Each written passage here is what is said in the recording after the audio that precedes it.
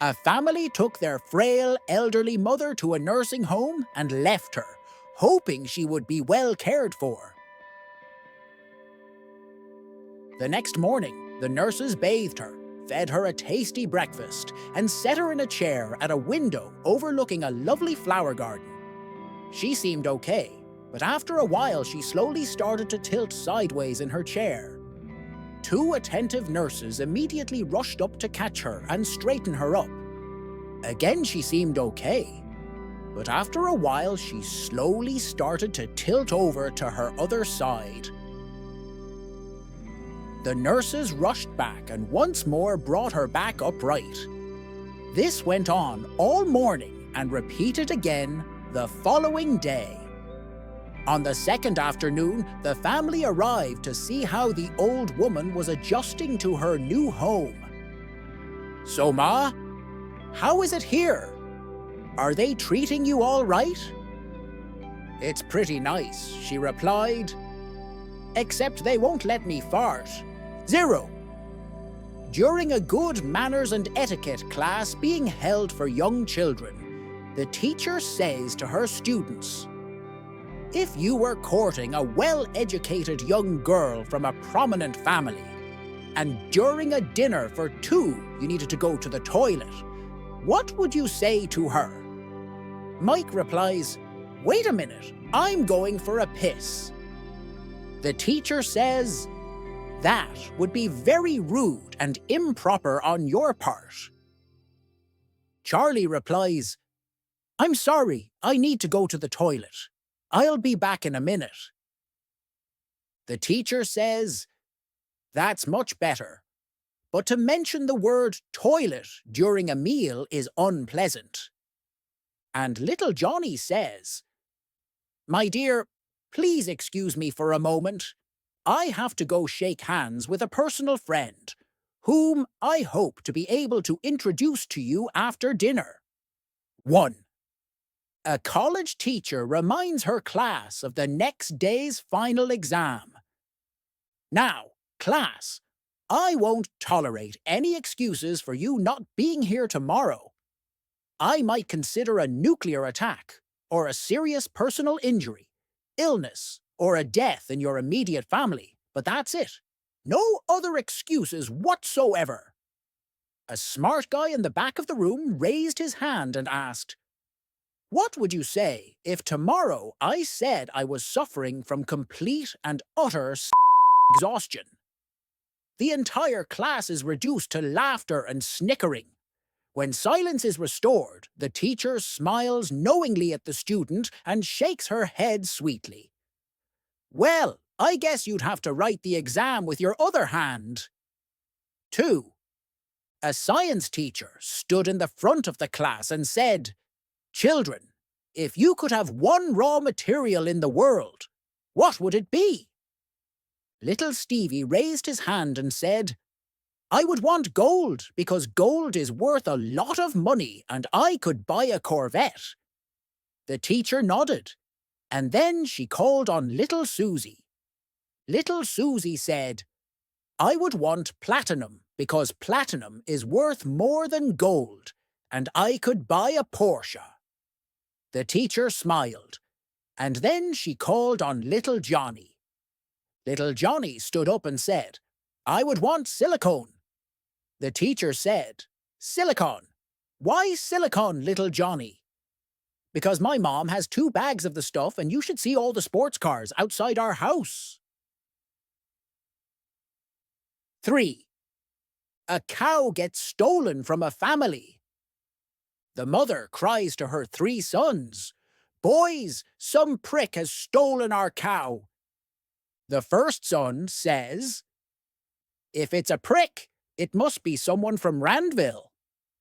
The second son said, "If it's someone from Randville, they must be short." The third son says, "If it's someone short from Randville, it must be Lazy Eye Bob." So the 3 sons make their way to Randville, find Lazy Eye Bob, and beat the shit out of him. Soon enough, all 3 brothers appear before a judge for beating up Bob. The judge listens to the whole story, and something doesn't add up.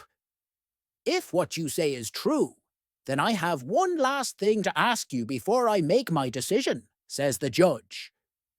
Bring out the mystery box, the judge tells the bailiff. What's in the mystery box? The judge asks of three brothers.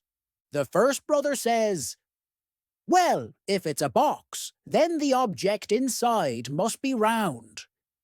The second is, if it's round, it must be green. The third, if it's round and green, third is it must be an apple. The judge reaches out to the box, and behold, to his own surprise, he does find a green apple in the box. The judge turns to Bob and says, hey, prick, return the cow to the family.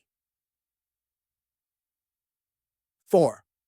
Young Elizabeth is soon about to be crowned queen. However, there is still one important thing missing. A husband. Her family and court advisors are getting increasingly worried. Every single day, court advisors approach Elizabeth and ask, Ma'am, have you already decided on a husband? To which the young future queen always answers, no. Why do I need a husband? I'm modern, I'm independent, and I'm about to be the queen. A man would surely only get in my way. But ma'am, you need to produce an heir to the throne, and you will need someone to support you through life's hardships. And you are, after all, the most desirable single lady in the world right now. Please, ma'am, if you cannot decide, we will gladly assist you. The advisors plead together, but Elizabeth would not budge. Until finally, one day, after a long and thorough consideration, she approaches her advisors. All right then, I have decided to get a husband for myself, but only if you promise to do what I tell you and not ask any stupid questions. We will do this my way or no way. Of course, ma'am. We will do anything you ask, absolutely anything. Reply the advisors happily and enthusiastically. All right. First, make me a list of all eligible male members of the European royalty. Of course, ma'am, right away. The next day, her advisors come to her with a list. Very good. Now, the next thing I want you to do is to go personally to each man on this list and measure the size of their penis.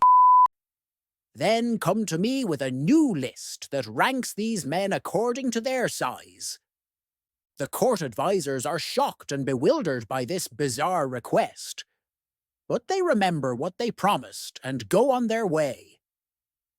These modern girls and their standards, they mutter to each other, shrugging. After a month or so, the advisors finally came back to Elizabeth. Ma'am, we have done as you told us, and we have the, list you requested. Very good. Read it out loud. Horrified, an advisor coughs and starts reading awkwardly. The biggest ma'am, belongs to Prince so-and-so. The second largest belongs to... But Elizabeth interrupts him impatiently. Yes, never mind all that. Who's last on the list? Well, ma'am, the last one on the list is Prince Philip of Greece and Denmark. Excellent. Then it is settled. He will, be my husband. Please make the necessary arrangements and let me know the schedule as soon as possible. Once again, shocked and bewildered, the court advisors quickly leave and start making the arrangements. Finally, after the wedding ceremony is over, right before the wedding night, one advisor approaches Elizabeth discreetly and says, Dear ma'am, now that everything is done, I simply cannot help but ask, why did you make us comply with that list only to choose the last man on it? Elizabeth looks at the advisor, surprised, and then promptly replies, well, it's actually quite simple. In the future, should this man ever start stepping on my toes or try to boss me around, I will simply ask him in my sweetest voice, darling, do you remember why I married you? 5.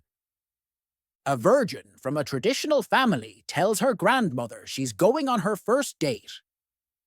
The grandmother says, sit here and let me tell you about these young boys. He's going to try to kiss you. You are going to like that, but don't let him do that. He's going to try to feel your... You are going to like that, but don't let him do that.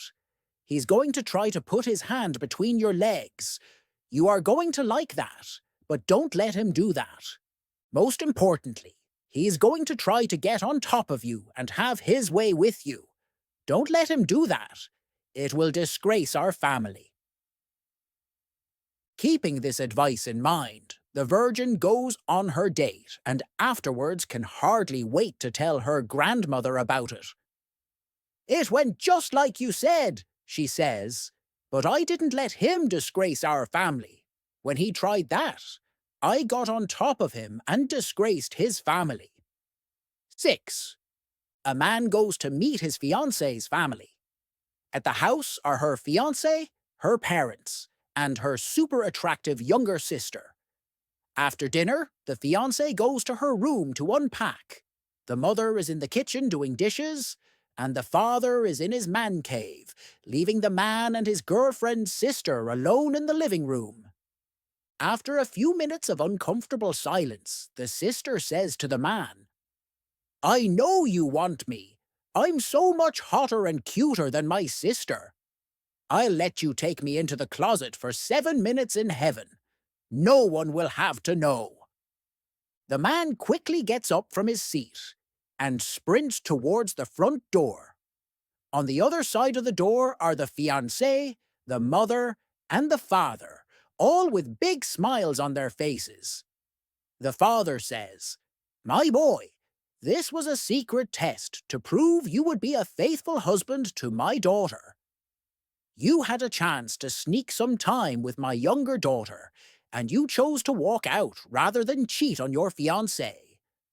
I would be proud to call you my son-in-law. Moral of the story is to always keep the in your glove compartment. 7. A family goes to the zoo. They're excited to see all the exotic animals, birds and reptiles. The first enclosure is empty, totally deserted. Unperturbed, they carry on to the next one. Again, it's empty. Every single enclosure, cage, run, and everything they encounter is empty, deserted, and unkempt.